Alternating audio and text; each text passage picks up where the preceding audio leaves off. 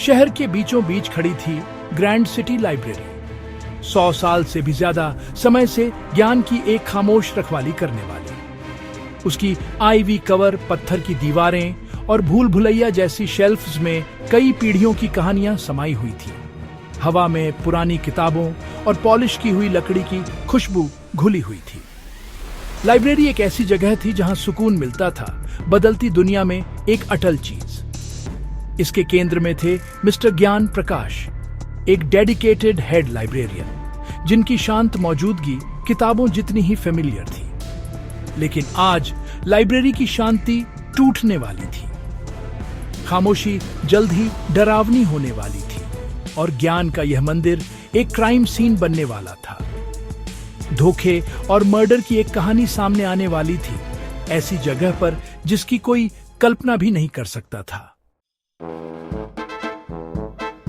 9 जनवरी किसी भी दूसरे दिन की तरह शुरू हुई, लेकिन मिस्टर प्रकाश की गैर मौजूदगी स्टाफ ने तुरंत नोटिस कर ली। रोहन, एक युवा लाइब्रेरियन, ने गूंजते हुए हॉल्स में उन्हें ढूंढा और मिस्टर प्रकाश को हिस्ट्री सेक्शन के पास बेजान पड़ा पाया। उनकी टूटी हुई चश्मे उनके बगल में पड़े थे। यह दृश्य अजीब तरह से शांत था, जैसे कि वह बस आराम करने के लिए लेट गए हों। संघर्ष के कोई निशान नहीं थे, सिर्फ एक भारी अननेचुरल शांति थी। अफरा तफरी मच गई। पुलिस को बुलाया गया और लाइब्रेरी को सील कर दिया गया। येलो टेप ने किताबों की दुनिया को काट दिया, उसे डर की जगह में बदल दिया। जांच शुरू होने वाली थी। लाइब्रेरी में अब एक जानलेवा राज छुपा था। पुलिस और फोरेंसिक टीम लाइब्रेरी में भर गई। उनकी मौजूदगी उसकी सामान्य शांति के बिल्कुल उलट थी।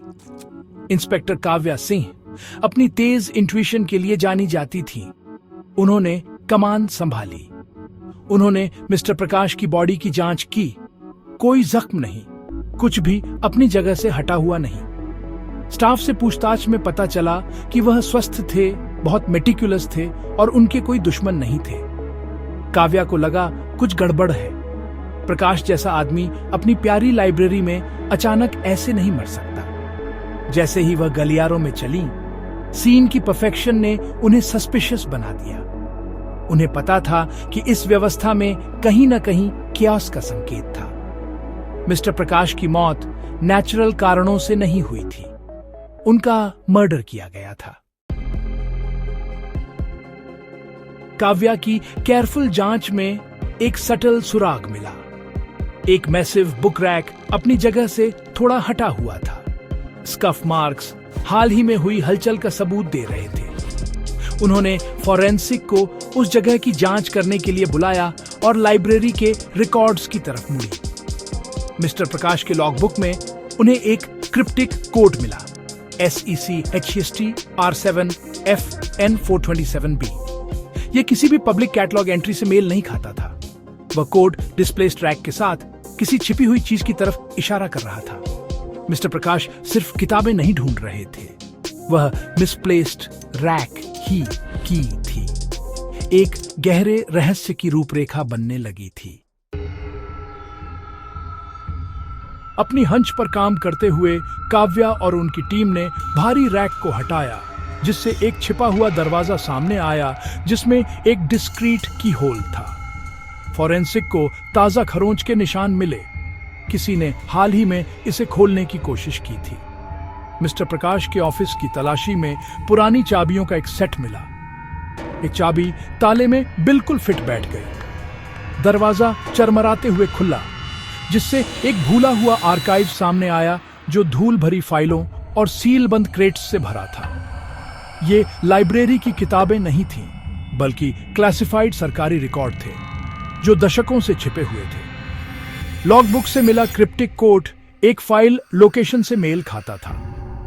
मिस्टर प्रकाश ने यह कमरा ढूंढ लिया था और एक खास फाइल की तलाश कर रहे थे।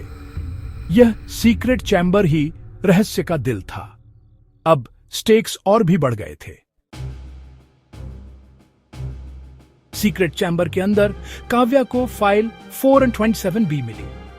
एक 30 साल पुराने जमीन घोटाले का डॉसिए, जिसमें शहर के पावरफुल अधिकारियों के नाम शामिल थे। दस्तावेजों से साबित हुआ कि पब्लिक जमीन अवैध रूप से बेची गई थी, जिसमें नाम और सबूत इंटैक्ट थे। मिस्टर प्रकाश ने एक ऐसे अपराध का खुलासा किया था जिसे प्रभावशाली लोगों ने दबा दिया था। सच्चाई की उनकी तलाश ने उनकी जान ले ली थी। काव्या को एहसास हुआ कि उन्होंने शायद इस घोटाले को उजागर करने की कोशिश की थी, जिससे इसमें शामिल लोगों को अलर्ट कर दिया। हत्यारे पैसे के लिए नहीं आए थे, बल्कि उन्हें चुप कराने और फाइल वापस लेने आए थे।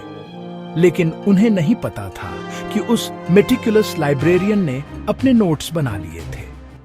मर्डर का मोटिव अब साफ था। मोटिव तय होने के बाद काव्या ने हथियारों को ढूंढा। मिस्टर प्रकाश के कंप्यूटर पर एक डिलीट की हुई फाइल में घोटाले से जुड़े नाम थे, जिनमें कंस्ट्रक्शन मैग्नेट विक्रम राठौड़ और पॉलिटिशियन अविनाश वर्मा शामिल थे। फॉरेंसिक को सीक्रेट दरवाजे की की पर 2 सेट फिंगरप्रिंट मिले।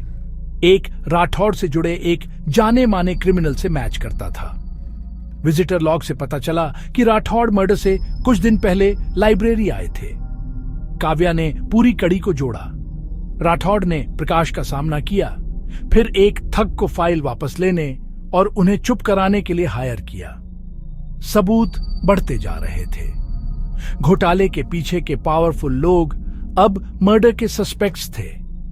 केस सुलझता जा रहा था। जस्टिस पास ही था। जैसे ही काव्या राठौड़ और वर्मा के करीब पहुंची, पॉलिटिकल प्रेशर बढ़ गया। वारंट में देरी हुई, रिसोर्सेज से मना कर दिया गया और उनके करियर के खिलाफ धमकियां दी गई। सिस्टम उन्हें पीछे धकेल रहा था, लेकिन काव्या मिस्टर प्रकाश के लिए जस्टिस पाने के लिए डटी रही। की था अजय हायर्ड किलर को ढूंढना। काव्या की टीम ने शहर को खंगाला, समय के खिलाफ दौड़ते हुए, क्योंकि राठौड़ के आदमी अपने निशानों को मिटाने की कोशिश कर रहे थे। मोराल डगमगाया, लेकिन काव्या के रिजॉल्व ने उनकी टीम को प्रेरित किया। मिस्टर प्रकाश की अब सिर्फ हम ही आवाज हैं, उन्होंने उन्हें याद दिलाया। अजय की तलाश पावर के खिलाफ सच्चाई की लड़ाई बन गई। एक टिप ने काव्या को अजय तक पहुंचाया, जो एक वेयरहाउस में छिपा हुआ था। उसे बिना किसी रेजिस्टेंस के गिरफ्तार कर लिया गया और एविडेंसों का सामना करते हुए उसने कन्फेशन कर लिया। अजय ने बताया कि राठौड़ ने मर्डर का ऑर्डर दिया था और वर्मा कवर अप को ऑर्केस्ट्रेट कर रहे थे। कन्फेशन और एविडेंसों के साथ काव्या ने राठौड़ और वर्मा को गिरफ्तार कर लिया। उनकी पावर उन्हें नहीं बचा सकी। कानून जीत गया। ट्रायल तुरंत हुआ, दोनों को दोषी पाया गया और उम्र कैद की सजा सुनाई गई। ग्रैंड सिटी लाइब्रेरी में फिर से शांति लौट सकी। इस केस ने साबित कर दिया कि कोई भी राज हमेशा के लिए दबा नहीं रहता। सच्चाई एक रेयर किताब की तरह हमेशा रोशनी ढूंढ लेती है।